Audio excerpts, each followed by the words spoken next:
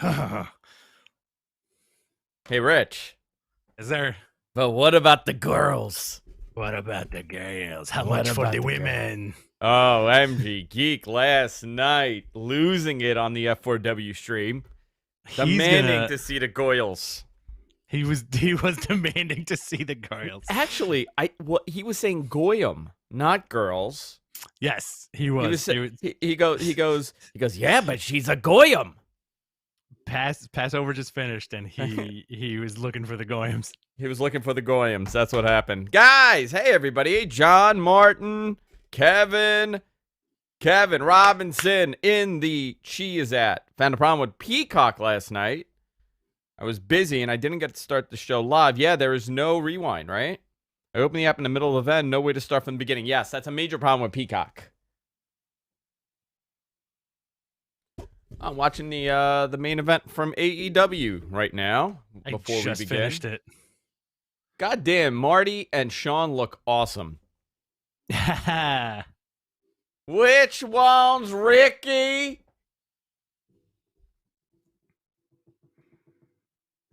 All right. Can you get the phone lines working tonight? That dude was really pissed. He was very upset. He was very upset. Very upset. We got like a weird tweet. Not a weird tweet, but like somebody tweeted us clearly from a burner account saying, "Hey, I'm Mr. Nobody, but your podcast sucks." All right, dude. Thanks. It wasn't a podcast last night. It was a watch along. There's a big difference. Thanks. Happy opening day, by the way. Happy opening day for the Mets at Citi Field today. They got a nice day game. You know what? What a beautiful day to be there today. What a beautiful day for a balls game. I'm going to put that shit on TV when we're done.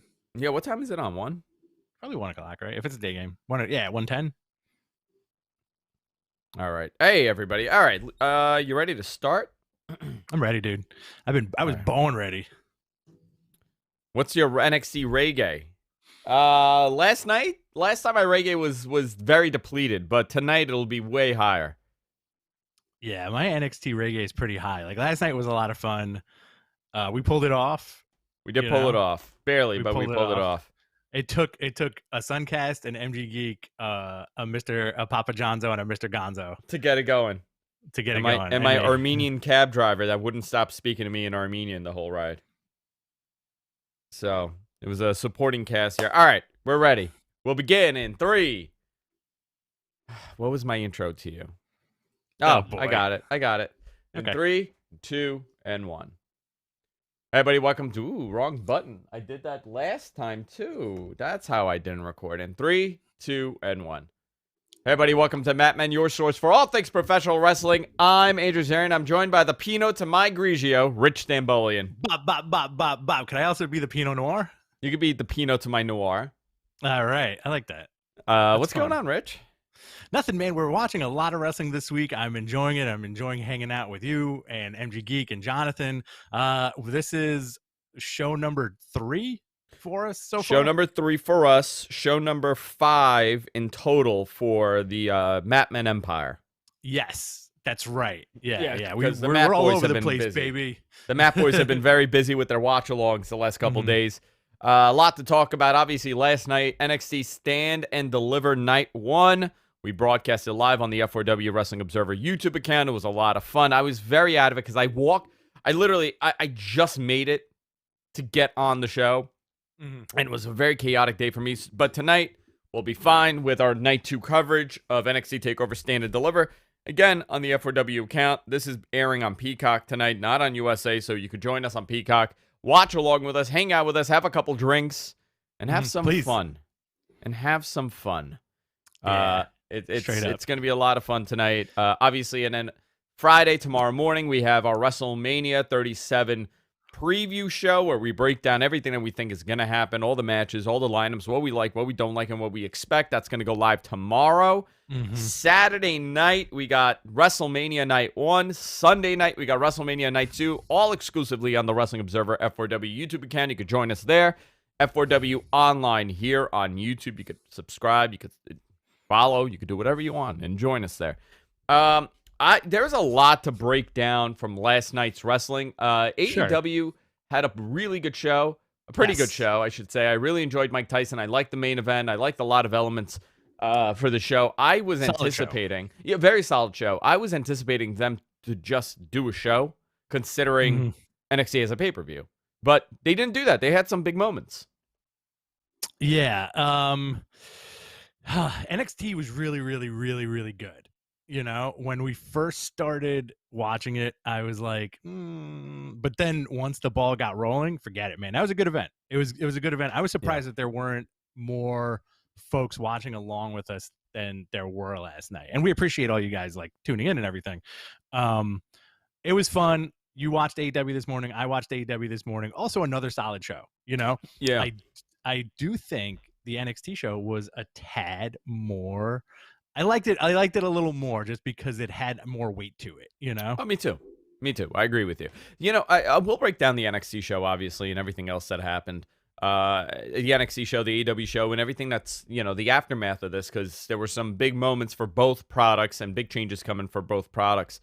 I do want to talk about an advertiser, a sponsor for today's show, and that's Canvas Theory. I don't know if you've seen these guys on Twitter, Rich, because they DM'd us a while ago, and they got some pretty good products. What they do is they're a fashion brand that's inspired by pro wrestling. They sell snapback hats, which, by the way, I'm an absolute huge fan of snapbacks. That's all I wear. Same here. I'm actually ordering a hat from them. I could probably ask them, be like, hey, you want to send one over? I want to order because the products are really good. They're a company based in Ireland, but they do ship to the U.S., as one of their suppliers are here in New York, which is awesome. And if you use the promo code MATMEN at checkout, you get 10% off your first order as a new customer. And it's really cool stuff. You can go head on over to Canvas Theory. Their Twitter account is Canvas Theory. Their website is canvastheory.com. You can check out the stuff that they have. They have some really awesome snapbacks. You know, it's really cool when you have a brand like this that's not so in your face with the wrestling, that you have these small little things that you're like, oh, that's really cool. They have a lucha inspired, they have a lucha inspired hat. They have the actual mat cutout inspired hat. They have a Japanese wrestling inspired one, and obviously more to come from Canvas Theory. Go check them out, canvastheory.com. Support them. They're a fan of the show, and we're a fan of theirs, and we wanted to give them a plug here. Canvastheory.com. I want to thank them for supporting this week's Mat Men. Thanks, guys. Where do you want to begin, Rich? Let's start at the top with that NXT slight recap. I also had an idea for you. Okay, give me. I'm going to pitch it to you, all right? You know how every time you're saying how you're going to eat a shoe or like a paper plate or something? Yes. Right? Yeah. I have a definitive answer to what you should do for a bet. Okay. I don't know if you're going to go for it, though. Okay. Hear me out. Yeah. You got to give yourself a Mo haircut. Oh, no. Bowl on your head. Oh, no. Snip, snip, snip, snip, snip, all around. I got to tell you, I'm all for eating my shoe. I am not for You'd rather eat a shoe than shave my head. Than give yourself a Mo haircut. Yeah. Like Mo from the Three Stooges. Mo from no. Not Men on a Mission. Not Men on a Mission. Not Mo Collins. Not Mo from Men on a Mission. So the pre-show for NXT Night 1, you have Zoe Stark defeated Toni Storm. This was interesting, huh? That was a fun match, man. That was a good match. So I missed this match. Okay. Papa Johnzo and I watched it, and it was very good. It was a very solid match. I thought that was a great show opener. What I really dug about that event last night was that the crowd looked good. You can hear the crowd. It was peppered into the audience. The weird thing that Papa Johnzo pointed out, Jonathan, was the chain link fence that was superimposed on the fan graphics, the LED background. That was weird. A little distracting, but not as distracting as Mickie James's outfit. Mickie James's outfit was extremely distracting. You were very upset over it. You just for about 45 minutes, that's all I heard about, which I had to look because I hadn't seen it. I looked at it, I'm like, oh, okay, now I get it. Oh yeah, she does look like a sexy chocolate mummy. She does look like a sexy chocolate mummy, which is perfectly fine. Peacock viewers. So what they did with the show, which was strange and a lot of people did not know this is what the plan was. they simulcasted this on Peacock and on USA. And Peacock didn't go to commercial breaks. They just kept with the action. But every time they would go to a commercial, the audio would mute on the Peacock feed for about like 3-4 seconds and then come back. Okay. Which is so weird. I had it muted. So okay, no, I was listening to it. Yeah. I can't because I know it'll bleed into my microphone. yeah. I had a little bit of the audio going, so we'll that's how I heard it. All right. So how did this show begin, Rich? It began with the pre-show. Big live crowd in attendance. We got Nita Strauss doing the national anthem. This could be the first time the Star Spangled Banner has been played and not America the Beautiful, but I feel like they save America the Beautiful for WrestleMania. Interesting. I didn't even think of that. I guess that is true, that they didn't play America the Beautiful. They played the Star Spangled Banner. It's also more conducive to a guitar player to play. It is more conducive. Banner, yes, absolutely. Absolutely. Yeah. First match, Pete Dunne, Kushida. Pete Dunne defeated Kushida. I enjoyed this match. Nice and quick match. Good crowd. The first two matches were good crowd warmers. Kushida looked good. We mentioned last night, like, what is Kushida's ceiling? Before you jumped on the air, it seems like, not that he's mishandled by WWE, but I consider Kushida in NXT like his excursion from Japan. Yeah, that's what you said yesterday, which was interesting. I never thought of that. Yeah. And give it a couple of years. He's going to go back to Japan with new hair. He's going to take the junior belt again and maybe move up to heavyweight. At least that's what I see. I don't know. I think this was a good move for him.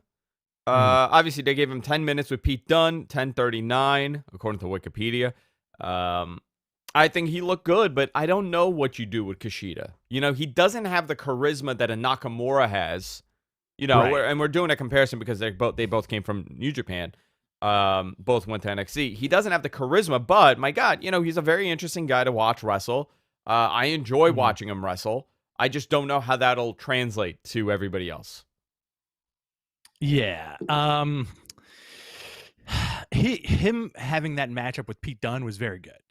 I think their styles mesh very well with each other. Yeah, very much so. Yeah. Next match, Bronson Reed, Isaiah Swerve Scott, Cameron Grimes, LA Knight, Dexter Lumis, and Leon Ruff in a sex man. Ooh. The sex man match. A six-man gauntlet eliminator match. The winner receiving a North American Championship match on night 2 with Johnny Gargano. Bronson Reed defeated this group. Now, I always say, when you have a match like this, right? Like, you got these 6 guys here. This is to display the future, that next generation that's coming up, right? Not to say all of them are going to be very successful coming up, because we've seen that happen numerous times where we've had these, star-studded 6-man matches. Even that ladder match from a couple years ago where EC3 was in. Some of the guys really break out and become major stars, and other ones really don't. I think some of these guys are going to become major stars in this company, and you could kind of tell who has it right now and who's almost there. I thought everybody looked good. I from the looks of it, this was the least liked match on the card. Wow, really? They went 23 minutes. I did not have an issue with this match. Did you? No, not at all. It was a stacked card, and I feel like maybe you can argue that it was 4.5 stars and not 5 stars, which, for argument's sake, like, let's say all the matches were 5 stars. Great match. By the way, I called it just to pat myself on the back. You did. Bronson Reed, day one. I'm a fan of the big boy. And I think that match with Gargano that he's going to have tonight, I think we're going to get a lot of surprises. Okay. I'm very interested in it. If you remember, there was a ladder match last year where one of the moves popped the hell out of us, and it was Candice LeRae jumping on Bronson Reed's back, trying to get him to not climb the ladder. Oh, yeah. Bronson Reed splashed the shit out of Johnny Gargano. So, Ruff was eliminated first. Lumis eliminated by LA Knight. Swerve eliminated by Cameron Grimes. Dexter Lumis eliminated by LA Knight.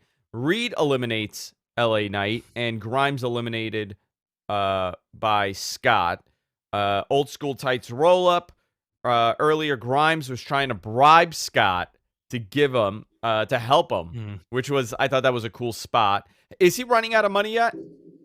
I don't think so, but this was a good showing for everybody. It gave everybody, like, everybody got their quote unquote shit in, you know? Yeah. And I really thought I even though I called Bronson Reed, just having Swerve at the end with this new character tweak, I really enjoyed that. I feel like he's got like such a bright future in NXT. And like you said last night, this is a showcase for that future generation of main event NXT guys. Yeah. Yeah, no, 100%. This is exactly that. Yeah, it's improved a lot on me, especially like watching it more and more now because I have more time to sit there to follow a day and watch it. I'm starting to see how they're piecing these guys together, and it's going in a good direction. I'm actually happy with this. Next match, in my opinion, the match of the night. I don't know if you think the same or not. Yeah. Oh yeah. My God, what a great match! You had the NXT United Kingdom Championship on the line. Walter against Tommaso Ciampa. Walter retains the title by winning via a chop pin. Suplex, the end sequence of German suplex into giant chop. Fantastic. Dude, I thought this was the match of the night. Yeah, absolutely. Absolutely. Ciampa, 16 minutes. 16:59, 17 minutes. Ciampa cleaned up his look again. These guys were in it for a fight, you know, and like you were saying yesterday, if this was a different time, maybe Walter would have a different gimmick. If this was a different time, he would have a very different gimmick. I do like, and I do appreciate that Ciampa does not look like a New York City public school custodian anymore. he cleaned up his look. He looked like $1 million. These guys had a great match. You know, I think this is a very unique NXT style match, right? This is the definition of that hard-hitting product that they've been really working on. Would you say that this is a quintessential NXT main event style match? Absolutely. Absolutely. They worked in those, and you know what? An NXT style match of that caliber does a great combination of everything that the two guys learned on the indies, plus with that little spit and polish from WWE. Yeah. Right? Like they weren't working that stereotypical WWE style, but they were within the constraints of that NXT universe, you know, but they told such a great story. Walter chopping the announce table, breaking it in half. His wrist was hurting the whole night, you know, the Ciampa going for it. Really good juxtaposition between these two guys. And then you had the Imperium show up at the end, which I thought was really cool. Yeah. What else do we have, Rich? We had, hang on. MSK, tag team title. Yeah, MSK.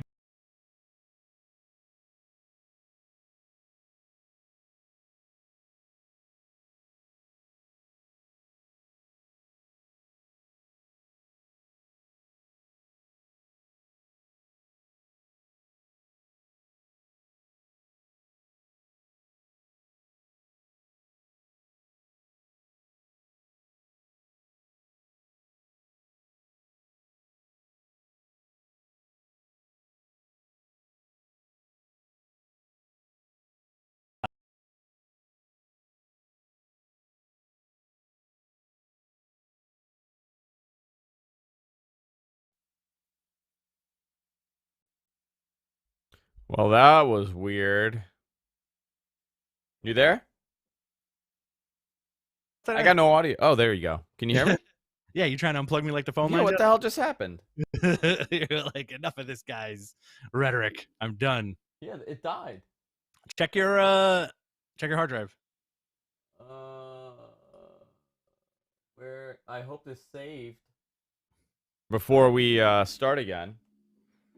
Oh boy. Oh boy. Oh boy. Just totally crashed everything. This has never happened, actually. This has never happened. No. First time. Are we still on YouTube? Yep, we're streaming live. What's up, everybody? Stand by. It looks like you're staring into a black screen right now. I am staring into the abyss. All right, well, it's all right. A little bit of technical difficulties. Listen, we're doing 7 shows this week. Let's get this out of the way now. Let me do this. 254. Guys, don't forget to submit your questions in the chat room. We're gonna address them later on. Apart from our technical difficulties, this is going to be a sweet ass show. Baby. All right, where were we? We were talking about how MSK, Grizzled Young Vets, and Legado del Fantasma really put on a hell of a show. All right, let's pick this up with that. All right, in 3, 2, and 1. So tag team titles on the line, Rich. MSK and the Grizzled Young Vets. What'd you think? Oh, I loved it, dude. I think I was a heavy favorite for MSK. And I gotta say, like, I undercredited the other teams, and the 3 teams, Grizzly Young Vets, MSK, Legado del Fantasma, they put on such a show that at the midpoint of the match, I was like, holy shit, this could be anybody's ball game, you know? And then I started kind of rooting for Legado del Fantasma. And then you brought up a good point last night. Oh, did who of these teams could you see on the main roster? And what would you do with them? I don't know. I don't know who would benefit. I got to tell you though, the Rascals look like $1 million.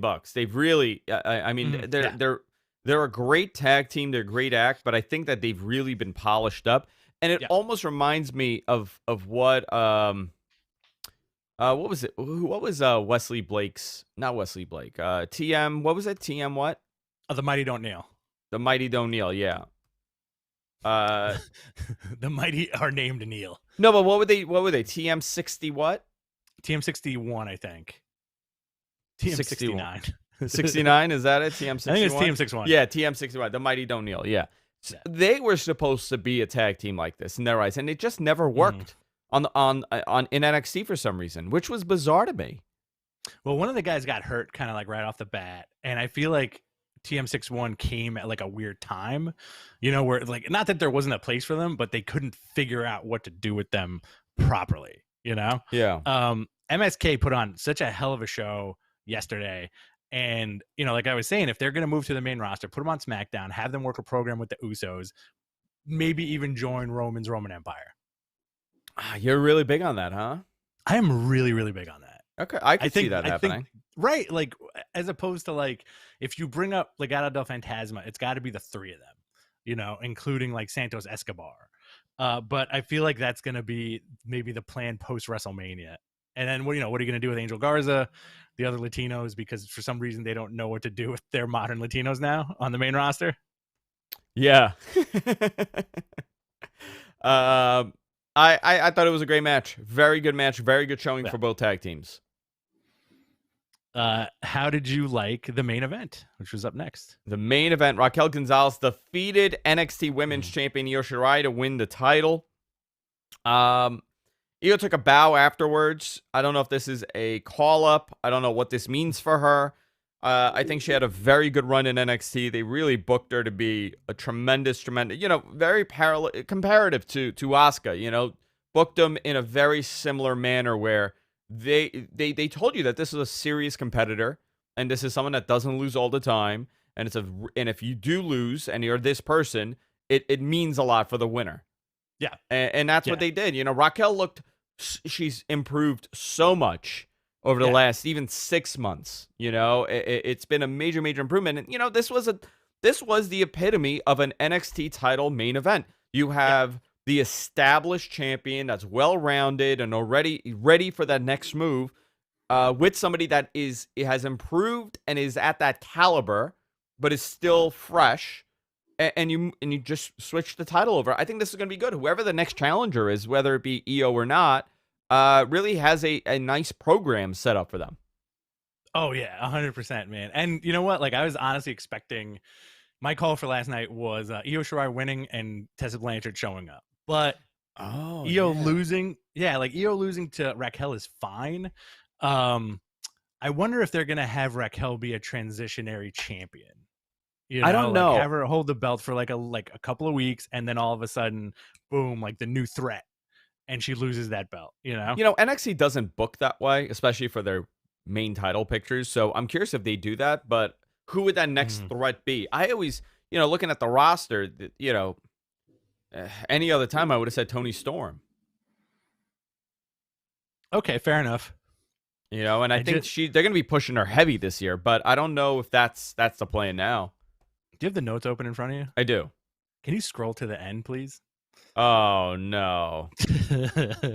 Deacon had that haircut when he was a kid, so that's perfect. So upsetting. So good. Can we show that on the air this weekend, please? Yeah, definitely this weekend. I'll show it. Okay, awesome. Yeah. Let's get that super chat going, man. If you want to see these wacky ass pictures. So that was night 1 of NXT Takeover Stand and Deliver. Night 2's tonight. Night 2 matches are the following: NXT Women's Tag Team Championship, Io Shirai and Shotzi Blackheart versus Candice LeRae and Indy Hartwell. By the way, I said defeated. I'm not slipping on this. I don't know who wins that match because I did that a couple of weeks ago and someone's like, well, Andrew slipped and said this person wins. We have NXT North American Championship, Johnny Gargano and Bronson Reed.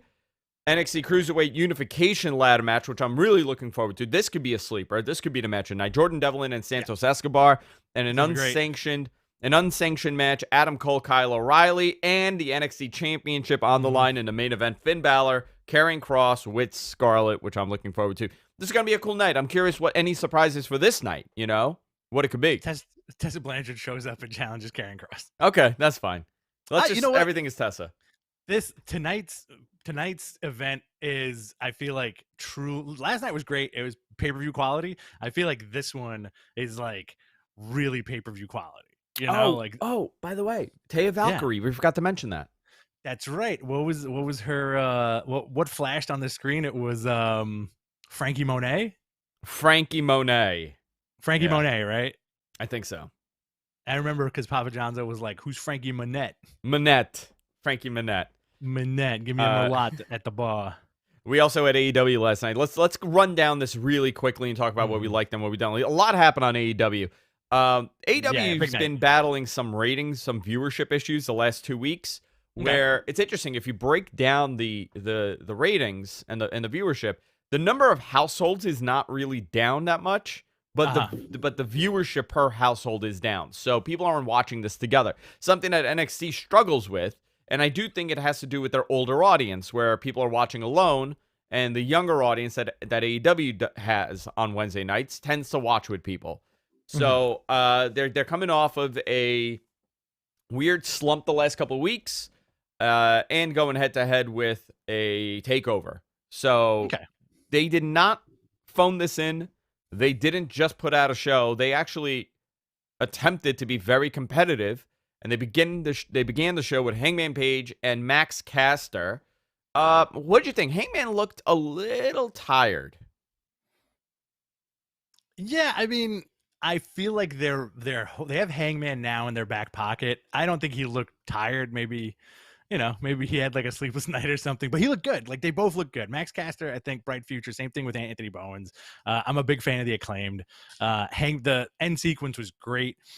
Before we go on, though, you mentioned yesterday, like, who do you think is going to take now that this is NXT's last Tuesday on USA? We were talking about the ratings last night. Yeah. Who's going to come out on top this week? And I called AEW. I'm thinking AEW, just because. I still think it's going to be NXT. I don't think a lot of people knew it was on Peacock, strangely. I think most people knew it was on USA, and they stuck to their habit of turning on USA. The Peacock experience is not that great, so even if you did know, you may have opted into watching the USA feed. Now tonight, different story, right? It's going to be all Peacock, and the reason for the 2-night thing was to lead into Peacock and kind of test the threshold. Because you think about it this way: you have a product on TV this show should have done 800,000 views, in my opinion. Sure. Okay. You've taken that audience now, and you also have it on Peacock. I don't think last night a tremendous amount of those people went over there. However, tonight, that same 800,000 that watched your product, maybe 600,000 are going to watch now. And it's a good test to see how Peacock is going to handle a live feed with hundreds of thousands, closer to 1 million, that you probably are expecting with WrestleMania. Okay. What about the lack of buzz? I feel like there was such a lack of buzz for last night's show. That makes me think, like, why would people tune in tonight? That was a little worrisome, right?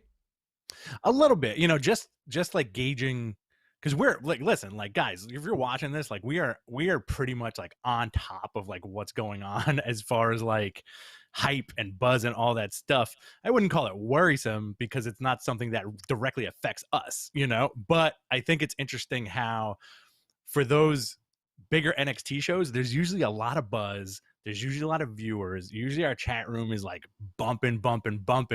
And last night it was just like a regular episode of NXT as far as perception goes. Tonight I'm hoping it's a little better and a little more energetic and a little more popping when we do the watch along. But I think you're 100% right as far as like, this might be their litmus test for the infrastructure on Peacock, right? If you remember that first WrestleMania on the WWE Network, I very, very directly remember a lot of people saying that they were having troubles with the stream and it was buffering and getting choppy and they had to log in and log out like repeatedly. Yeah, we'll see. We'll see what happens. Yeah, we'll see. We'll see. But I mean, tonight I expect it to be a little bit more lively. I'll just say that. Yeah, I hope so. Yeah. You gotta get lively. Dude, I'm going to be lively tonight. Death Triangle, Pac. You're saving it? I'm saving it. Death Triangle, Pac, and Rey Fenix are announced to get their tag team title shot next week. I'm looking forward. So, is it possible they defeat Nick and Matt? Is that possible? I don't think so, man. You know where I think all this stuff is going? Looking at what's happening last night? I think Tony Khan looked at his roster and said, you know what? Forget trios. I need 5-0s. I need 5-0s. I need factions. I need faction O's. So factions everywhere. Everywhere there's a faction. Dude, everybody's in a faction. Look, like the Factory, you have Inner Circle, you have the Pinnacle, you have I'm just gonna call them like New Bullet Club, right? And I think the 5-on-5s are going to be what we're seeing in the future. And that makes me just think that Death Triangle needs 2 more dudes so that they can be like Death Pentagram or some shit. Yeah. Something like that.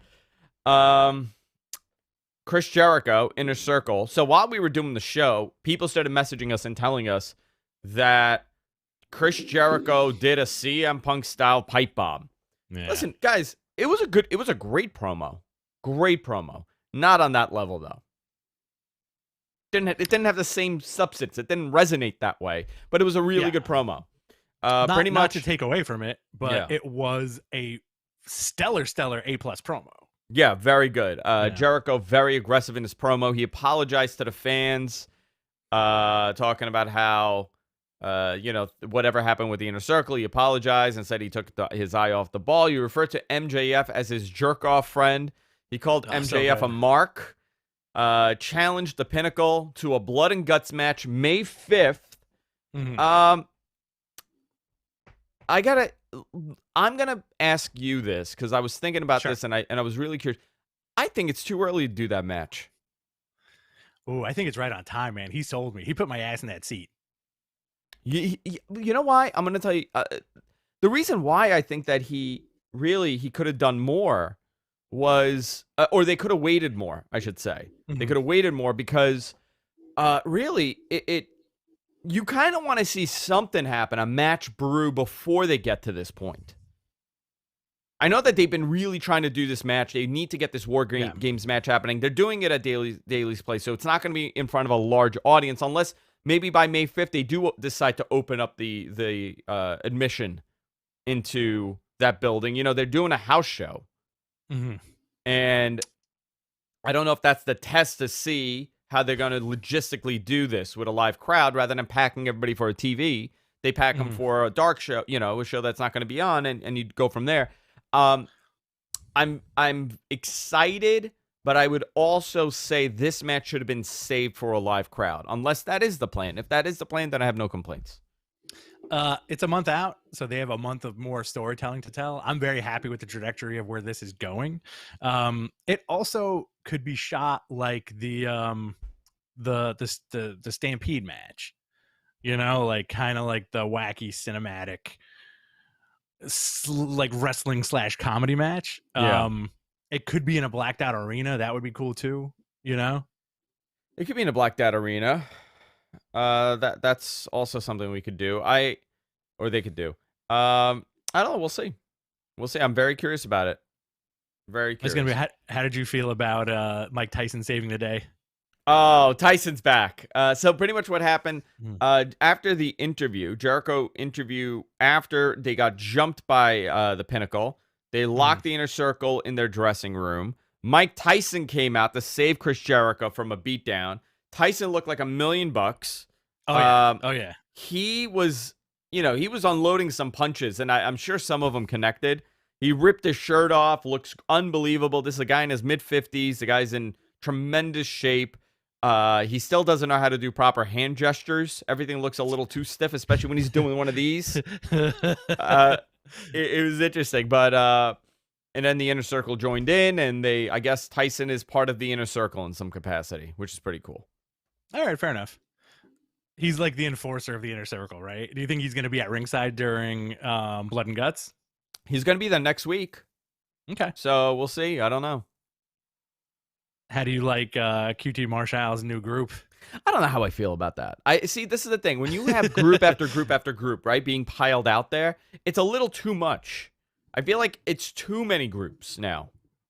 And I'm a fan of factions. I think it was too many groups back to back, because everything is a group if you look at it, right? Uh-huh. So yeah. I mean, they're big on the factions, but I feel like it's involved in every storyline now. It's like gang warfare constantly.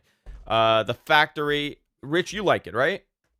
I'm down with it. I'm digging it. I like the promo that QT cut. Very good A+ promo. Lots of really good promos on last night's show. And I think that's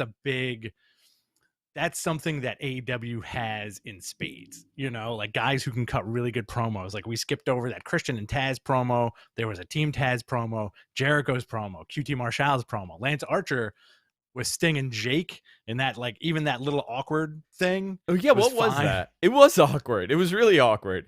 Jake Roberts makes me feel very uncomfortable sometimes. Yeah, it's the voice, man. It's the rasp. And I think he called Tony Schiavone a gerbil or a gopher or something. Yeah, you freaking gerbil. Like that? Yeah, exactly. So where's the girls? Where's the girls? So I do like how Sting turned that shit into positive reinforcement, saying, yeah, I agree with you, Lance Archer. Go out there and get him. And he's like, all right, boss. Yeah. So that's cool. Yeah, all right. That was fine. But I know you're not a big QT Marshall fan. I don't dislike him. I just, it is what it is. I feel, okay, yeah. I'm going to say something maybe a little, I feel like the main stars of the show are not getting enough TV time on this show. Like who? Give me a couple examples. Like Kenny, Hangman, Moxley. I don't think they're all over the show. Jericho's all over the show now, but I feel like there's been a balance shift where that's all it was, and now they're trying to pack in so much of the younger guys also to kind of get them over, which I totally understand. There is a weirdness in the formatting for me. Is it? Do you think I'm not criticizing them? I mean, maybe I am criticizing them. I'm not saying that it takes away from the show, because it's still a good show. But I feel like there is a formatting battle happening, and I don't know why it's going in this direction where they're trying to get so many people on TV. I think they're adhering to, and again, we don't know for sure. But to me, I have no problem with it. I feel like they're sticking to a very meticulously laid out timeline and plan for Dynamite. I kind of feel like Tony Khan may have taken inspiration from New Japan booking and said, okay, these are my loose notes of where I want everything to go for the next 3 months.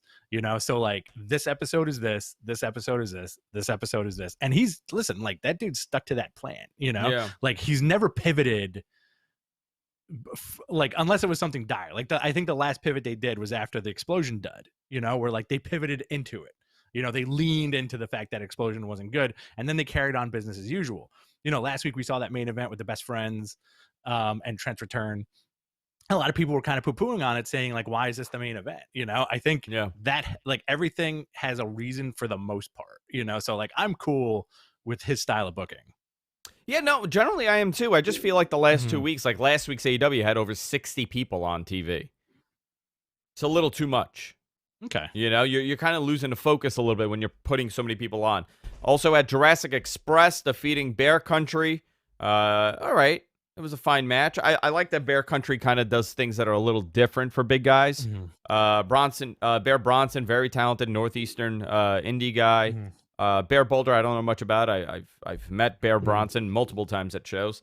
Tay Conti with Dark Order defeated the Bunny with the Hardy Family Office. Cool. I think Tay Conti's taking that belt off of Hikaru Shida. You know what? It's possible. I think she's very, very over. She's super over. And you had your main event, your 6-man main event. Jon Moxley and the Young Bucks, Matt and Nick versus Kenny Omega and the Good Brothers, Carl Anderson and Doc Gallows. Can I tell you my biggest problem with this match? Sure. Okay. I'm saying this. I'm going to say this in the least of, like, extremes, okay? Okay. Let me just start off by saying that. I'm ready. I'm going to... This main event reminded me so much of a WCW main event ending, and not in a good way. Really? I hate, and I'm going to one of my pet peeves in wrestling is I beat the shit out of you, right? And then we swerve everybody, and we're actually on the same page. Okay. I despise seeing that in wrestling. Because it's one of those things that I cannot do the suspension of disbelief with that. Okay. Where if I'm punching you in the face for 10 minutes, and now at the end of the match, we're now friends. Okay. And it wasn't that we were set up as friends to face each other by the big evil owner, you know? I really didn't like the fact that the Young Bucks and Kenny were, you know, and even the Good Brothers, they were in a match, all of them together. And at the end... You know, they're kind of like palling it up. Yeah, it's fine. Whatever. You know what? Like, I agree with you, but I also take that with a grain of salt. Because you know what that whole thing did for me? What? Is the thing that we talk about on the show a lot. Certain guys don't have friends. The Moxley character, of course, he's not going to get along with the Bucks. You know? So that dude is by himself. Listen, right? I get why you like it. I enjoyed it too. I thought it was done well. And I get that Moxley's on the outs of these guys. But then why do the tag match? Yeah, you know what? I agree with that. Like that slight little flaw. But you know what? I enjoyed it. I liked the second reunion at the end, which is fine. I can't get enough of Don Callis. I want to know if Can we do like 2 minutes of fantasy booking? Yeah, do it. Okay. I want your opinion on, since there are trios, there are 5-0s in AEW, who does Mox need to go up against the New Bullet Club? How many guys are we talking? Let's give him like 3 other dudes. Okay. Obviously, you're going to give him... so we got Mox. We got... I'll put Lance Archer with him. I'll put Eddie. Pac with him. I'll put Eddie Kingston with him. Okay. How many do I have? Do I need more? That's 4. Why Pac? Hangman. You would take Pac out of Death Triangle. Yeah. All right. Just my own fantasy booking, and definitely Hangman. Because, you know, Hangman's hanging back on this. He's doing nothing with these guys right now. He's out of that elite storytelling. Isn't that fascinating, too, where you had Hangman and Cody as 2 predominant members of Bullet Club at one point? Yeah. And they're like, we're going to forget about these 2 guys and then just focus on these guys right here. Yeah, I do find, you know, and I think they benefit from being out of it. I think it would have been too many of them together, you know? Yeah. Based on that. So, I don't know. I that was the only criticism I had at the main event. I thought it was, you know, it got the story along more, but, you know, they're still kind of telling the Young Bucks story. I could anticipate them getting screwed by Gallows and Anderson, you know, and Kenny at the end, and they look like idiots for kind of, you know, palling it up at the end. They're very conflicted. I get it. I get that that's a story, but I personally always disliked the we're friends, but I'm going to beat you up I hate you, I want to beat you up, and then now we're going to be friends for no reason, you know? Yeah. So yeah. It worked with Kingston and Moxley. It worked with Kingston and Moxley. Yes. Well, because they told the story that they were best friends. Yeah. And now, really, the biggest problem was buddies. that they weren't communicating, and that's why they got into a bad position. It was a lack of communication. So you guys always communicate with your buddies. Always communicate with your buddies. Your bodies and your buddies. Your bodies and your buddies. Got to listen to your bodies and your buddies. What did you think about the Hall of Fame? It was weird to watch it. I always find the Hall of Fame really weird to begin with. Because you would expect, like, the crowd is so unrefined for a Hall of Fame, because WWE really tries to make this like a red carpet event. That's always been like their thing, where they love everybody in a suit sitting there at a red carpet event. And then you got like guys in like cut off tees, screaming one more run at Austin. So it really doesn't get the point across. The point that they want to get across is this high end event. This was their way of doing it, right? They had no crowd. They had no crowd, but also remember, like, a few years ago, they put the kibosh on people showing up in like day clothes, and like in their sloppy seconds and like beaters. Like they were like, if you're gonna go to the Hall of Fame, at least wear like a button down, At least, please. And get drunk and scream one more match at every single person that walks up. You know what? I like what they did aesthetically. I thought it was great. The timing was fine. It makes me wonder if maybe they're going to go back to that banquet style thing that they used to do, where it's just like everybody kind of having dinner. Dude, you know what? I would have loved for them to do that this year. Oh, yeah. Yeah. Yeah. Just something small and intimate, and you could kind of have everybody there. Listen, the people that went in there, a lot of them are very highly deserving, especially Eric Bischoff. Definitely, there's no question that he should be in the Hall of Fame. Plenty of other people in there. And then you got like the celebrity wing of William Shatner going in. It's WWE's Hall of Fame. Doesn't matter. I thought it was really uncomfortable how they would cut to the screen. And the screen, but you could tell that it wasn't a live moment. It was just like, okay, guys, we're gonna boo. All right, everybody boo, and they would capture them booing. Okay, everybody's gonna cheer. They're gonna capture them cheering. Yeah. So they were using those canned moments. It had to be really difficult for the guys to deliver their speech.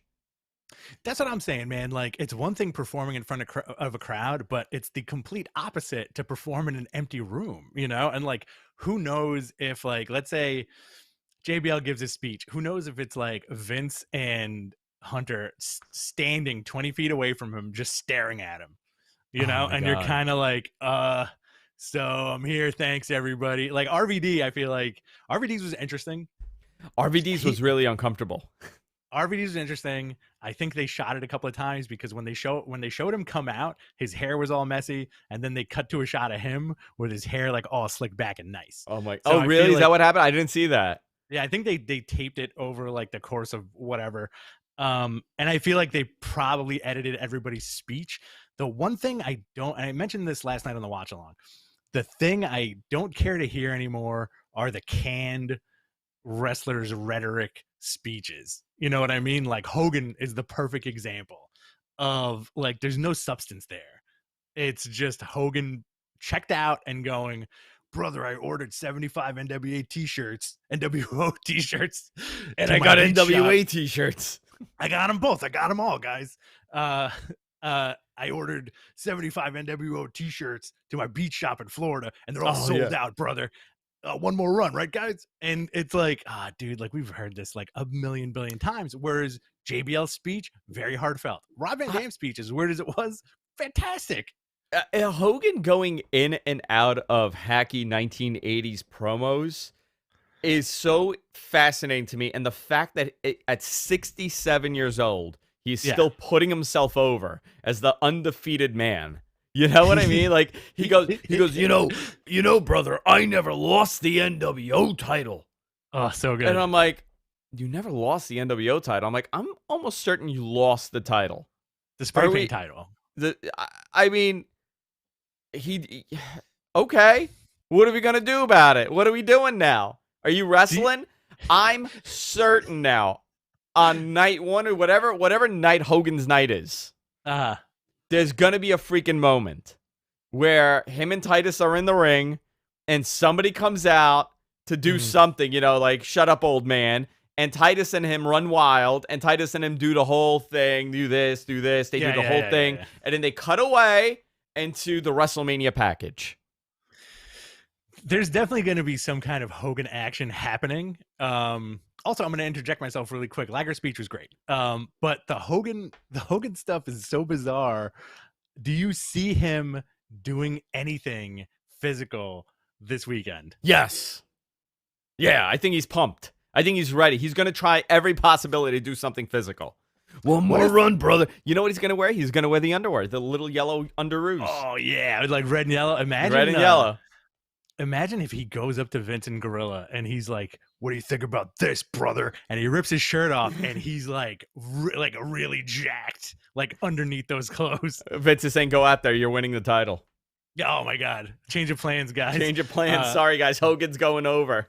Drew beats Bobby Lashley, and then Hogan comes out and beats Drew McIntyre. Oh my God. That you know what? That would be a great WrestleMania moment. I wonder. Listen. Maybe I feel like Mr. Gonzo is going to know this, or you might know this too. Who is the oldest, like, big time wrestler to compete in his later age? Like how old is the oldest? To compete at the caliber that, like a full-time caliber? Not competing in like a country fair or something, but to have like a match, like a televised match. Like who is the oldest? I would say Flair. I would say Flair. A lot of those NWA, the AWA guys were much older. Okay. At the end of the run, so I don't know if you want to count that. I know that Buddy Rogers was wrestling in 1992. Was his last match.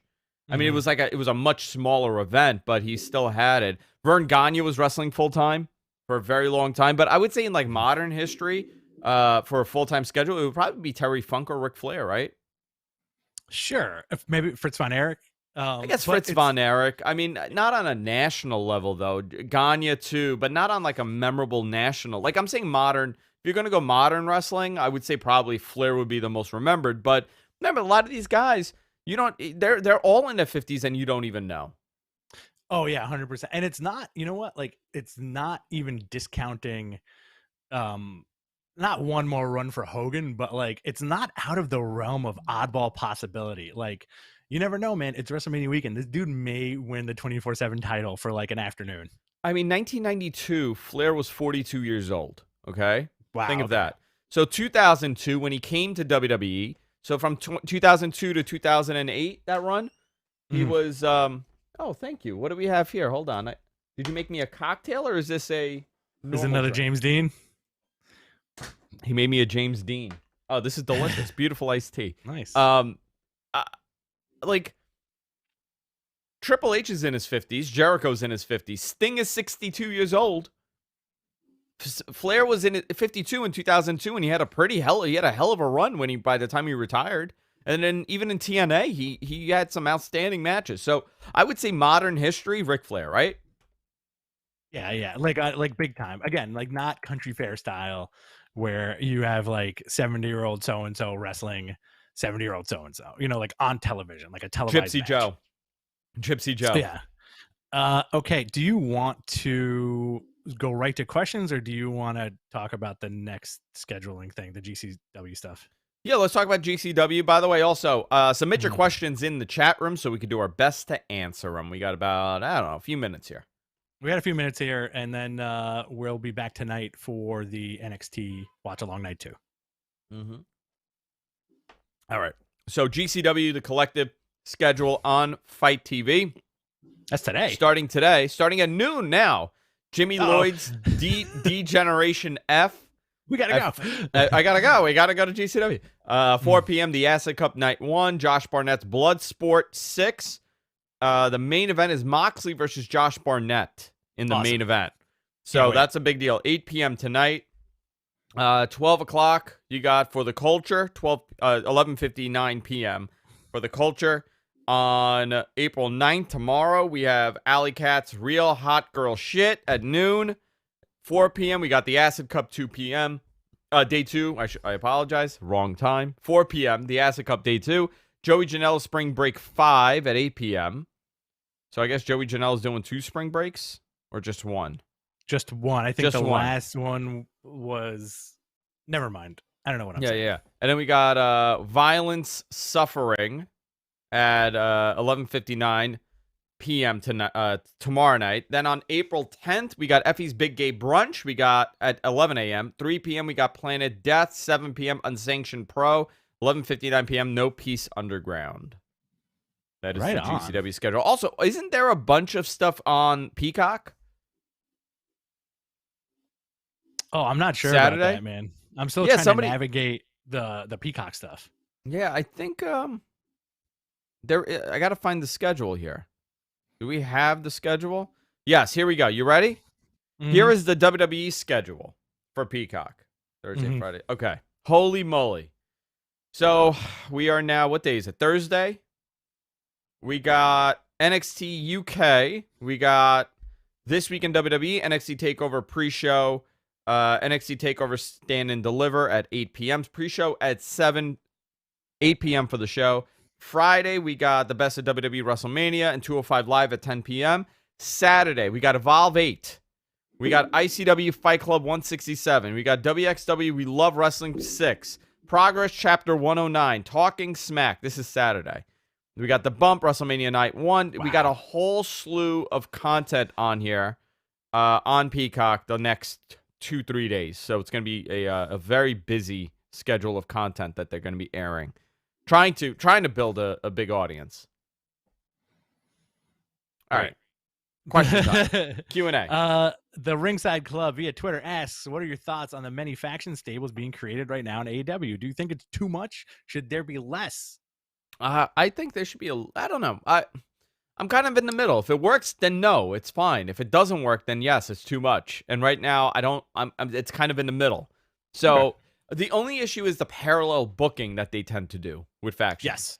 That's the only, like, it's not so much the faction, it's the fact that all the factions are having very similar booking as far as, you know, I like to use this expression from the 90s, gang warfare, you know? Mm-hmm. They're big on that. Got to get those 5-0s. Treehouse Vince, friend of the show, Treehouse Vince, big shout out. Do you need anything from Costco? Yeah, dude, can you get me a brisket? I want to make a brisket this weekend. Yeah, give me 17 pounds of avocados, please. Yeah, thank you. And like really cheap deli turkey. Ugh, gross. Do you I know you can be a cold cut guy. I love cold cuts. I know you do. Do you ever F with the prepackaged turkey slices? You know, sometimes it's on sale. Uh-huh. And I love the turkey slices, but like I like it sliced very thin from the deli. And I like it a little dry, and I feel like the prepackaged ones are very wet. Slimy. They're so very slimy. And that's the thing occasionally I'll get it, but not really. That's like a particular food thing that I'm always interested in to hear from other people, you know? Because like my wife doesn't mind the prepackaged turkey. I can't stand it. Too slimy. You know what? You know what I do like? Hit me. Cold cut chicken. If it's thin, yeah. I'll feel you on that. Yeah. Do you know that that's a New York thing, the super thin cold cuts? Really? Like, I like my cold cuts paper thin. I want it needs to be translucent. I need to see through this cold. If you think it's thin, it's not thin enough. I need it even thinner. I need that thing like super like paper. Paper thin. Do you think it's because we're spoiled by those Boar's Head commercials where like everything's like folded and delicious looking? Beautiful. Nobody makes a sandwich like that at home. Let me just tell you. No. My yaya would put one piece of meat on that fucking sandwich and a slew of mayonnaise just gulped on. Oh boy. John Gorman asks, based on Hangman's recent booking, do we see him possibly facing Kenny Omega for the title at Double or Nothing? No. I'm going to say no. I would wait. Yeah. But that's another thing in AEW. Nobody re-challenges for the title. If you notice that, like Jericho lost that title, there was no rematch. He didn't fight for a rematch. He went off to do something else. Hangman didn't want another shot at it. Moxley obviously he's attempted to do it, but really that's the only time that they've continued that title hunt. Mm-hmm. So I'm curious to see what they do once once the Kenny and Moxley story kind of goes away a little bit. The Grape, Ayaz Akhtar asks, I know WrestleMania is going to be one night next year. Do you think that the future of WrestleMania is a 2-day Mania WrestleMania? I don't think so. I think it's it's a lot. It's a ton. And really, for this year, they had to be 2 nights due to the time restriction for the event. They don't want these guys in that building for 6-7 hours. So, for a show, obviously you're going to go early and get ready, but so they're going to keep this thing a little tighter, which I enjoy better, but does it need to be 2 nights? I don't think so. I know that they had said that they were going to go to 1 night next year, but I don't know if they'll continue going 2 nights. What do you think? Do you think it's a positive or a negative? I like it. I like this. If it's 2 nights, 3 hours each, I'm happy with that, as opposed to 1 night that starts at 4:30 and ends at midnight. It's not even an attention span thing; it's a burnout thing. It is 100%. By the end, I remember when we were doing those watch alongs, even when I had the WrestleMania parties at my place, there would be 4 people left at the end of the night that started with like 30 people. One is passed out on the couch. Yeah, exactly. Great example of this, right? Great example of what you're saying. The main event with Becky, Charlotte, and Ronda. That main event suffered from serious audience burnout at home and at WrestleMania, because those people were there for like 8 hours by the time that show was over. And Becky Lynch winning that double title, that's a tremendous monumental moment that got very little reaction. People were just, not that the match was bad, they were just exhausted. So I agree with you. In that sense, definitely the main event benefits, but maybe we shouldn't keep the show 7 hours. Maybe it should be a 4.5 hour show and call it a day. Less is more sometimes. Yeah, I'll agree with that. Less is like those old wrestlers. Like I remember, I think, it was early last year when we did a watch along, and we did a WrestleMania, and we were like, yo, this thing's like 2.5 hours. It's awesome. Yeah. But that was like it was like a 90s WrestleMania, I think. All right, moving on. From Caleb, did Loomis and Grimes make it out unscathed after that nasty spill out of the ring last night? Yeah, I think they're fine. Yeah. Adam Y, did they announce X-Pac going in with the NWO beforehand? I don't remember him in any of the ads. Yes, they announced that a while ago, because as soon as they announced it months and months ago, he was saying, people were asking him if he wants to be inducted by himself, like as X-Pac, and not with NWO or DX. He could actually become a 3-time inductee now. He deserves it, man. Like, I love X-Pac. We got another one from the Grape.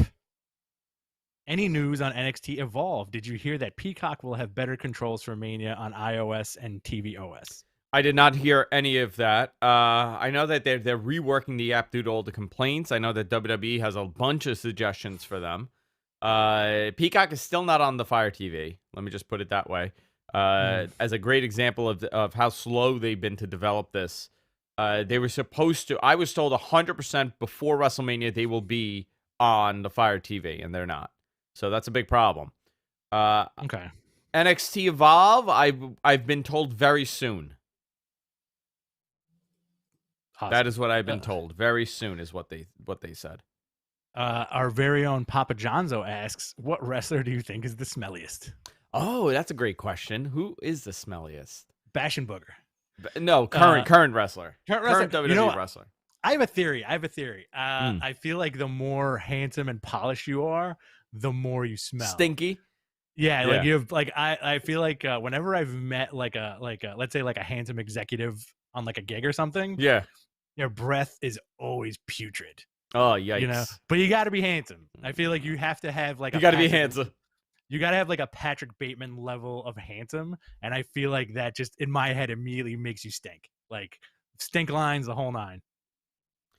Large 23, didn't you tease something on the last Matt Men show? I did, but I'm waiting to confirm this before I talk about it. And I have not, I emailed to ask if I could talk about it. I have not heard back, so maybe you'll get it tonight. Maybe you'll get it during WrestleMania. All right. I had to self-censor myself. We got one more, and then you think we're good? I think we're good. It's from our fifth Matman, Shin. Does Corbin make a run in and help Lashley retain his title? I hope not. I hope they don't do that, but it's very possible. I really hope they don't do that. Corbin is going to be on the show in some capacity because the people in the back love Baron Corbin. You know, like he's had an interesting rise from NXT to where he is now, and he's been put in so many main event situations that's not out of the realm of possibility that he helps Bobby Lashley. It's very possible. I just hope it's not. What starts WrestleMania? What's the opening match, you think? I think it's going to be Lashley, Drew McIntyre. You think that'll be the opening match? Yeah. I'm leaning towards that. I do too. Right? I don't know why. That's why I asked. I know it's an odd question, but I have the same feeling that it may be Lashley and Drew to open it. Guys, that's it for this week. I want to thank our sponsor, Canvas Theory, for joining us and supporting the show. Also, thank you to everybody that joined us last night and, of course, right now. We are back this evening on the F4W YouTube account on WrestlingObserver.com. It's youtube.com/F4W online with night 2 of NXT Stand and Deliver. We'll be back live tonight. Hopefully, we'll take some phone calls. I'll fix the phone line. I have no idea why it's down. No idea. That guy was very upset. I apologize to him. He was so upset with you, man. It's okay. I would be upset too. He said you're a crook. He goes, you carny crook. We're going to be back at 7:30 p.m. tonight. And that's it, man. Tomorrow morning we'll be on with our WrestleMania preview. And Saturday we'll see Saturday night and we'll see Sunday night. And that's it. See you next time. Take care. Later. All right. So here's a little treat. Rich and I are going to do a quick rundown of WrestleMania. You guys could stay and watch with us. What do you think? You guys want to do that? We could do that. Yeah, we could do that. I'm going to go change my shirt. All right, go change your shirt. So it looks like it's 2 different days. Oh, I'm not. I'm keeping it on. Are you? Yeah. I could button it up. Yeah, button it up. I'm going to change my shirt. See you in a minute. All right. I need to wake up, man. I need some coffee. Hang on. Let me get some coffee.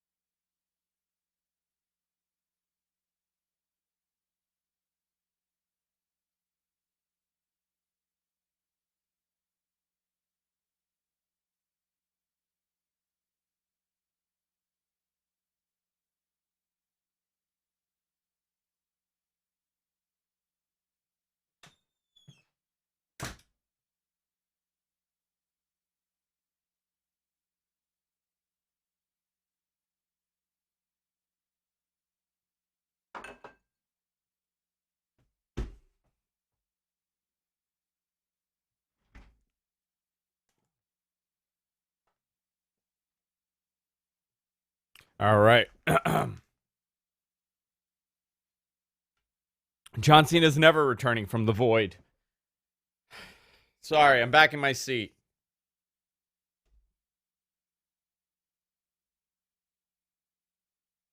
All right.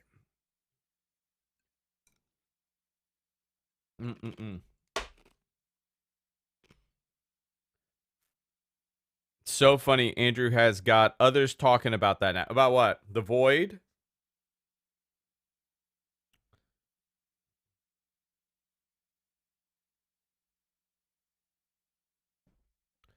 I'm so tired today, guys. So sorry.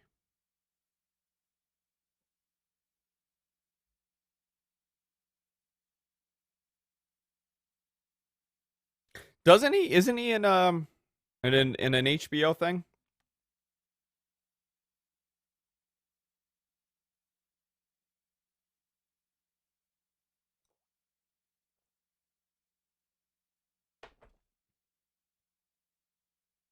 Let's see.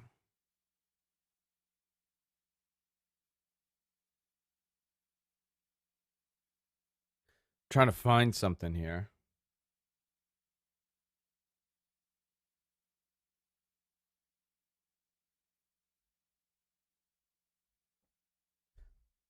My eyes are killing me.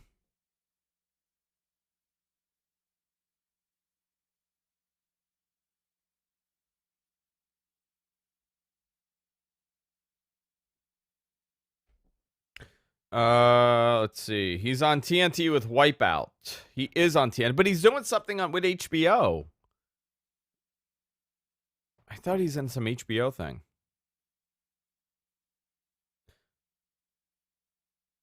One of my old Navy instructors was on Wipeout. All right, I am shot, dude. Holy moly, I am tired today. I actually think I'm ordering coffee. Gotta have some.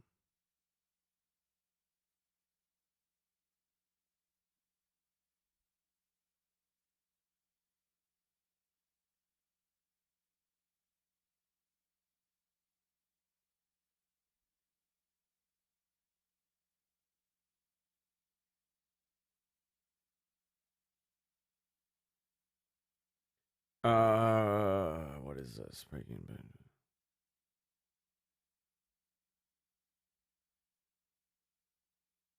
All right. It might be the drink he gave me. Oh no, Deacon.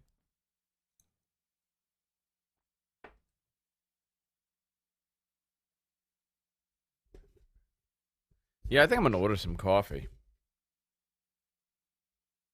I hate doing that though. You know what I mean? I'm like, oh, you gotta deliver, like getting some guy to deliver your coffee. After this, I gotta run out anyway, so maybe I'll just do that.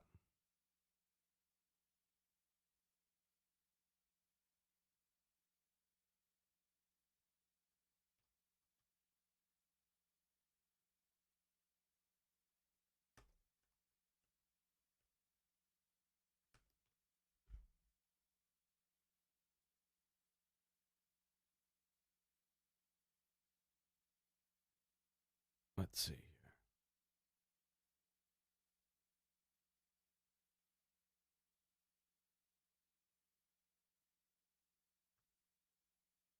All right.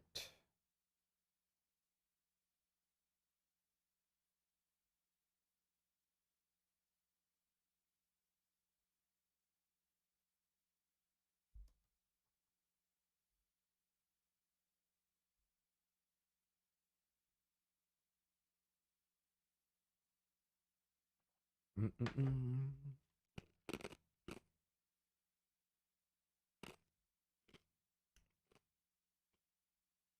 All right, that's good. That's good.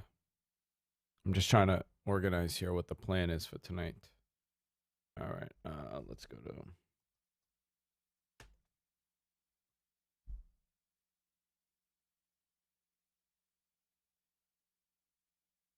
Bad Bunny on the cover of Wrestlemania. Awesome.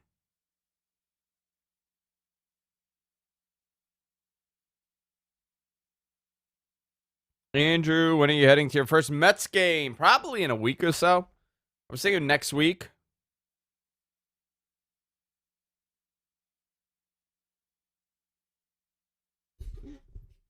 It's like everybody's working in the office now, everybody together. No, I'll probably go in a week or so. I would have gone today, but I don't like going to opening day ever. And I know this year's a little different, but you're not going to be the one who got up at 3:90 to finish the notes. What 3:90? Who's waking up at 3:90? The hell time is that?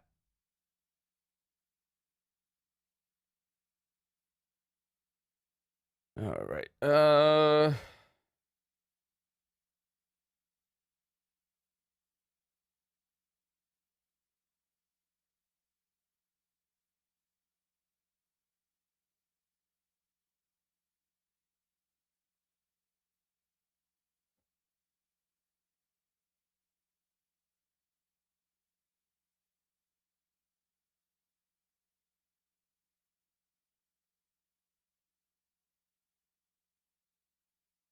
All right. Let me pull this up. Let me ask you, what did you guys think of that ending when the Bucks and Kenny kind of, made up?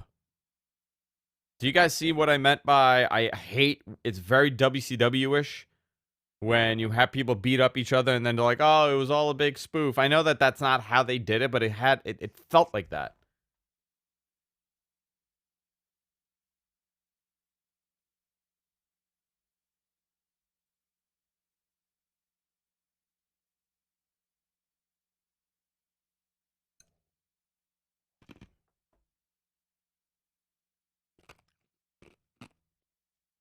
Wale is performing, by the way. Night 2.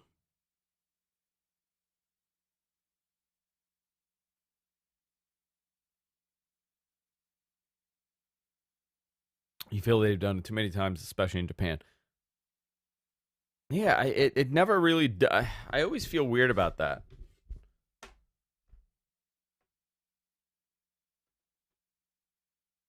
I'm tired of the Bucks, honestly. How many years are we going to play with this Bullet Club thing? The Bully Club. I don't know, man. I think the Bullet Club thing, there's still a market for it. Yeah, it's not 2016 anymore, but there's still a market because it was really never used to its full potential. I think that they can still sell a bunch of T-shirts. I don't know how much it means for the for the long run of things. Hello. I sat on the couch for like 5 minutes. I went to the cafe. Just slammed your head against the wall for another 5. Slammed my head against the wall. All right. You ready? Whenever you're ready. All right, we got notes? Mr. Gonzo. Oh, no. Do we have notes? Did he make notes for this? Yeah, dude. Okay, let me... He sent back-to-back emails, so it's probably right after the initial one he sent you. All right, let me go into the drive. You sure? Dude, I'm reading them right now. Start time change, 7 p.m. pre-show, 8 p.m. main show, WrestleMania preview. I know you send notes, but... What the hell? You're losing Send it again mind. To me. Mr. Gienzo. I want this dude to get... I have the 4-8 notes from 3:30 this morning. And then, okay, WrestleMania preview. Got it. Found it. Perfect. Thank you. All right. You ready? Who's opening with America the Beautiful? I think it's... How do you say this name? I'm just going to say Baby Rexa. Is that it? Baby Rexa? Or BB. BB? BB Rexa? Baby. Baby. All right. All right, I'm ready. You ready? I'm ready, dude. Let's do it. All right. We'll begin in 3, 2, and 1.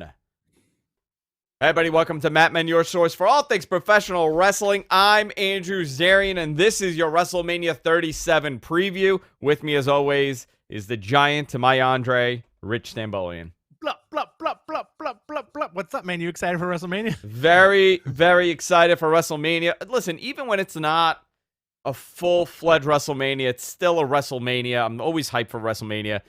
Josh Coleman is coming by. He's going to be hanging out with us, staying for the weekend. He's got America's sweet. What was it? America's #1 frat boy?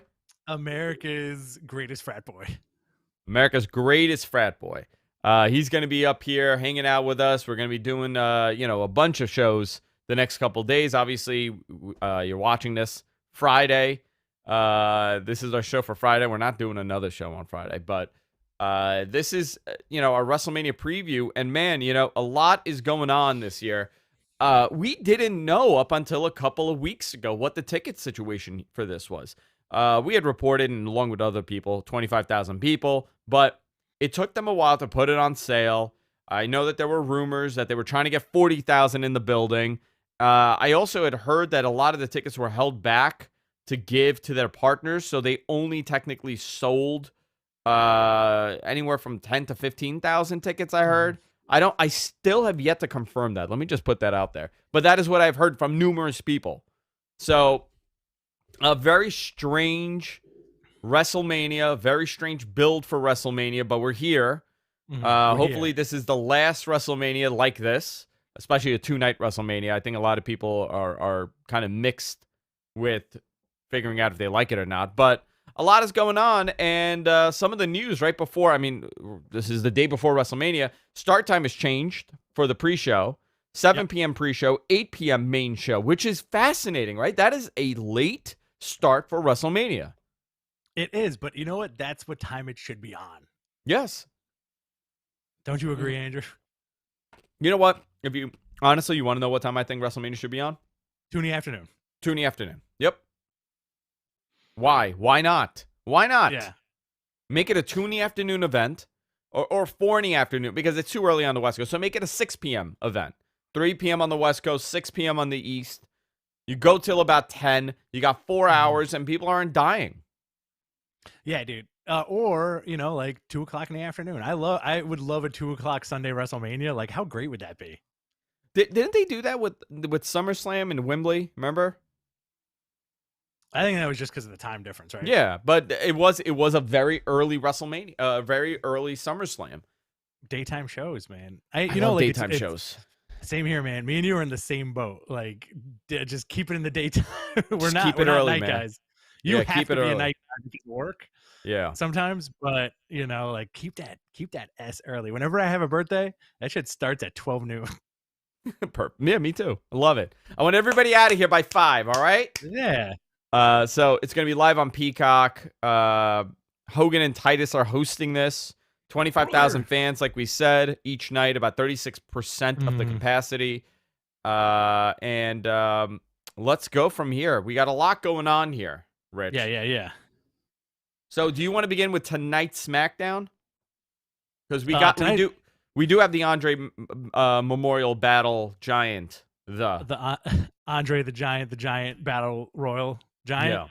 Yeah. So tonight on SmackDown, we're getting it's like the WrestleMania edition of SmackDown, which is the addition to WrestleMania.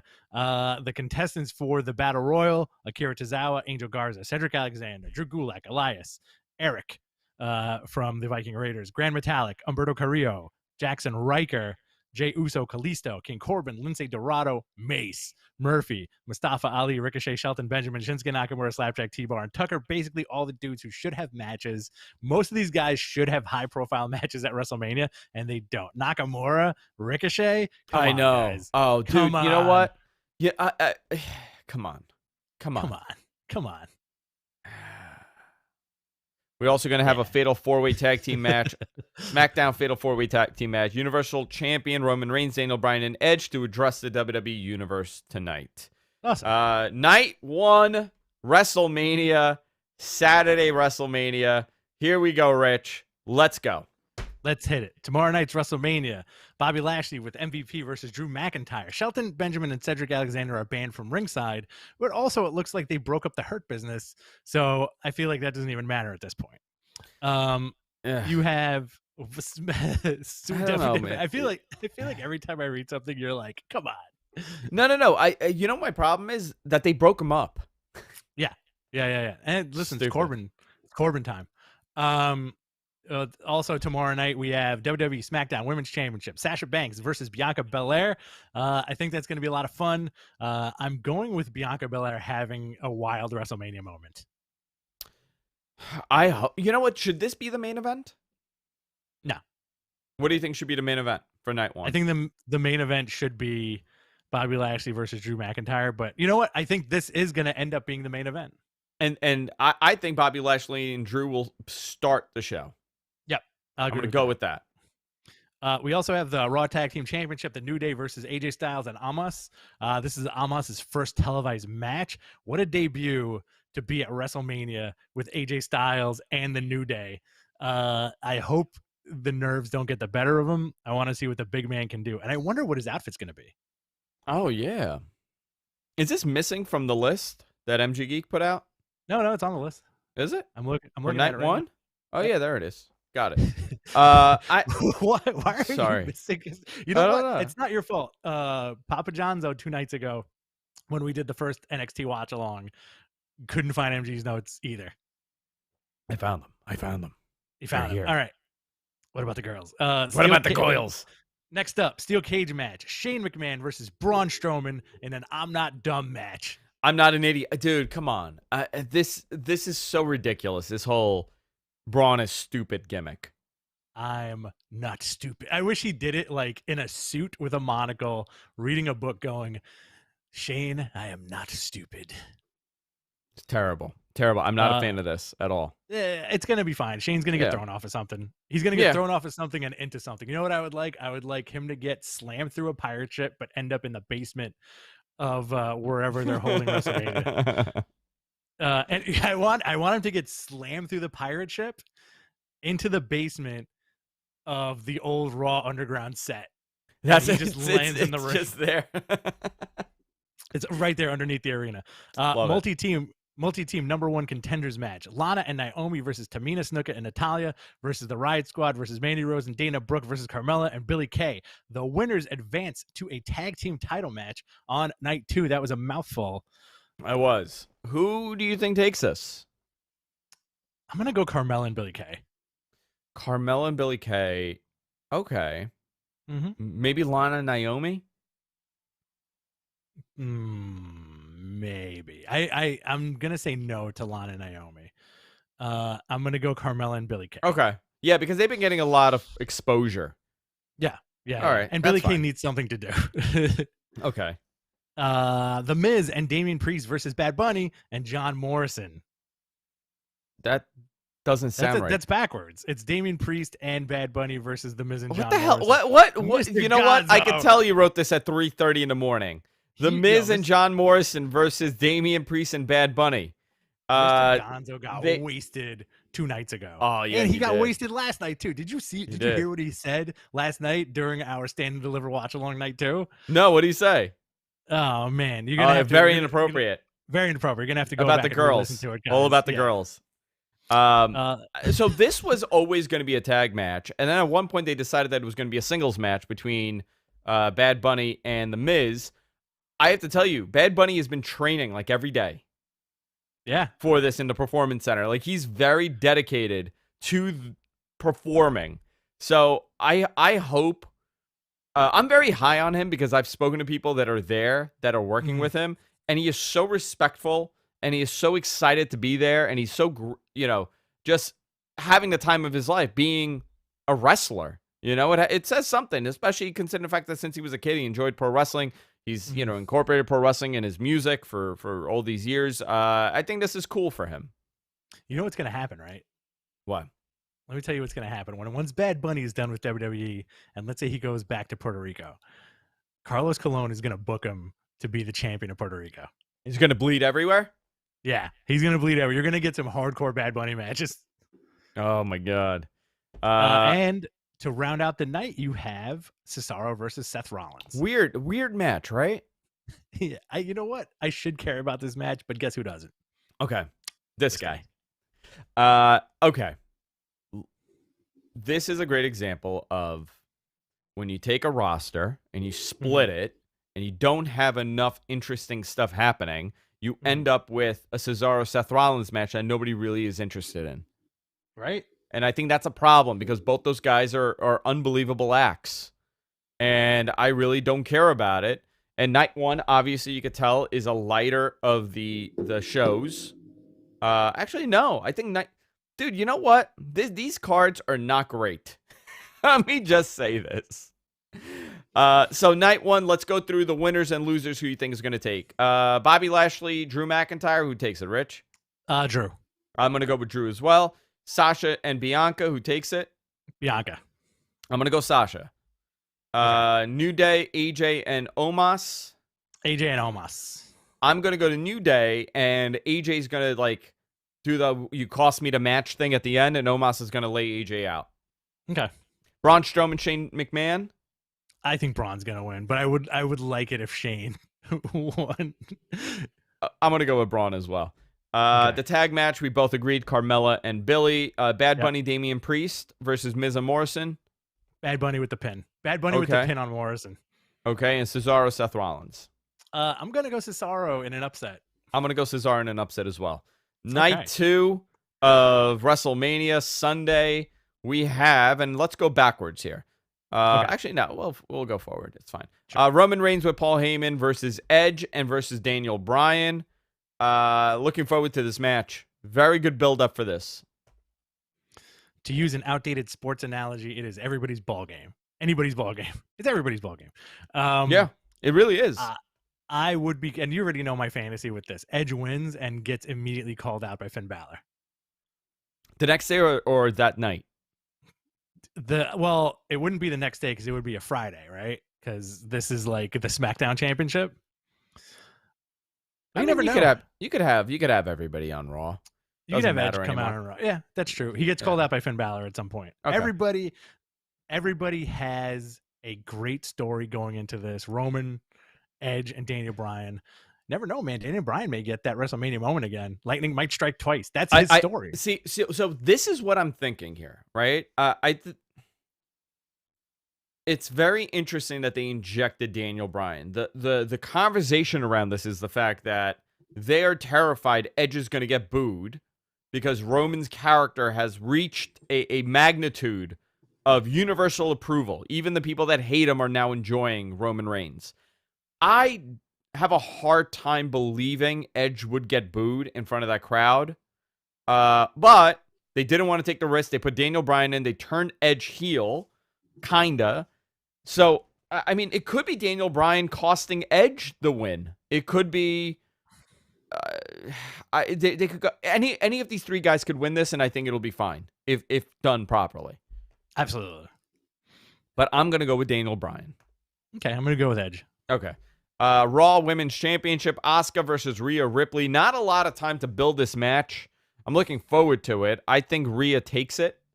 But they really, I don't know if this has anything to do with Charlotte because it seems like all the indicators are pointing that Charlotte would be in this match. Mm-hmm. And not Rhea. Gonna go with Rhea Ripley on this one. She needs it. Charlotte's not on this card and Becky's not on this card. Isn't that fascinating? Well, Becky's I know, but still. Things changed. Bayley's not on the card either. Yeah. You got a Nigerian drum match. Is that for real? Did he make a joke? Mr. Gonzo. Nigerian drum match for the WWE Intercontinental Championship. No, it is 100% accurate. It is a Nigerian drum match. I have no idea what a Nigerian drum match would be. I so weird that they, I mean, I know that he's Nigerian, but now they put the accent on him, you know? It's always a kiss of death. It never gets over when they do that. I mean, yes and no. Lana got over with the accent. Yeah, but she came in with the accent. Yes, that's true. Well, did Kofi get over with the accent? I believe Kofi had the accent. He dropped it, then he picked it up again. Yeah. But remember, he was booked as Jamaican and not from Ghana. He was originally from Jamaica, and I think that's the big problem. Either way, it is what it is. You think who takes it, Cedric or Apollo or Big E? Come on, man. I'm gonna go Apollo. They're putting a lot of faith in Apollo for this. I think it's gonna be Apollo. I don't think so. I think Big E. I think that's the big story here with him because he's a guy that should be getting ready for that run this year. Okay. The dude is unbelievable. Fair enough. What we got next? We got Riddle and Sheamus for the WWE United States Championship. I'm going to go with Riddle retaining. Cool. I'm with you. Okay. Nia Jax and Shayna Baszler versus the winner of the night one, multi-team contendership match. So if we go based on our pick, it's going to be Carmella and Billie Kay, and I don't think anybody gives a shit. And they're going to lose to Nia Jax and Shayna. Listen, I don't really see that being like a super momentous occasion to switch titles, to switch this title at WrestleMania. What if there's somebody pulls out of that match, someone gets attacked or hurt, and now you got a mystery. You know what I would like? I would like. Can we Beth say Phoenix. it at the same time? Let's do it at the same time. All right. You ready? Yeah. 3, 2, 1. Mickey James and Trish Stratus. Ooh, Beth Phoenix and Natalya. Oh, okay. You know what? I'm into that too. Divas of Doom come back. I like that a lot. I'm into and that. They beat that. I would like that beatdown more than Trish Stratus and Mickey James. You know what's crazy? What? I just got to go back to this for the night one match. You had a really good tag team here with Cedric and Shelton, right? Yes. If you kept them together in that New Day, instead of it being AJ and Omos, and you have it be Cedric and Benjamin against the New Day in a really high-end WWE Tag Team Championship match, don't you think that would go over better? Yes, absolutely. That would be awesome. Okay. Just wanted to see. Weird stuff. They do weird shit. Really weird stuff. Kevin Owens versus Sami Zayn. Logan Paul will be Sami's guest. This is going to be the match of the night. I think this is going to be so much fun. I don't care for Logan Paul, but I think it's interesting that he's saddled with Sami now. He is saddled with Sami now. I'm very, they definitely, this was a Peacock synergy concept. Well, we need a younger demo. Bad Bunny's doing great with a young audience, so we need to get somebody else that targets a young audience who has that pull. Well, Logan or his brother. So they went with Logan Paul, biggest YouTuber right now. You know what's funny? Years and years and years ago, CM Punk questioned why wouldn't WWE capitalize on him and Daniel Bryan wrestling around like Shawn and Brett and just have that as like the feud for a few years, like they could always do that. And they never did. No. We have that with Kevin Owens and Sami, where they can always go back to these two guys wrestling and it always works. Yeah, every time. Mm-hmm. I mean, how long have they been wrestling each other? How many years? Almost 20 years, right? Almost 20 years. I would say probably like 2004. Mm-hmm.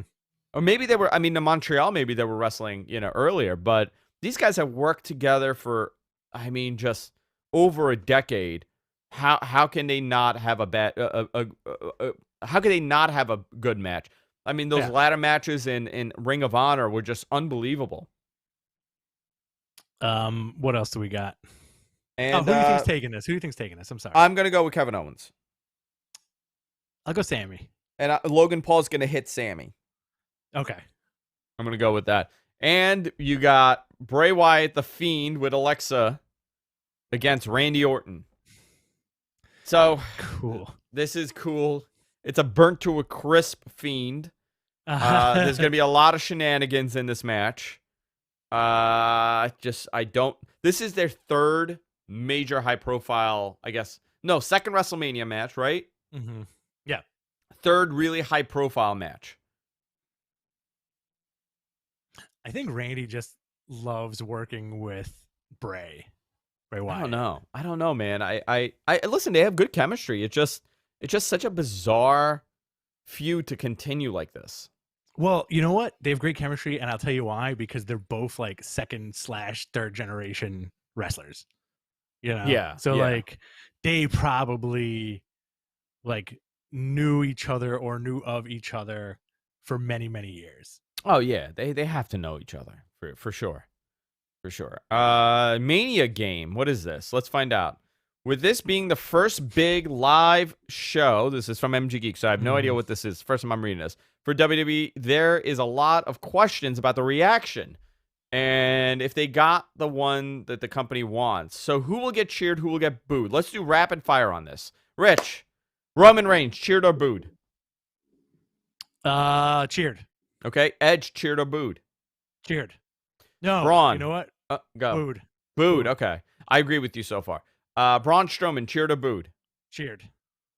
Sasha Banks, cheered or booed? Booed. Fiend. Cheered. Orton.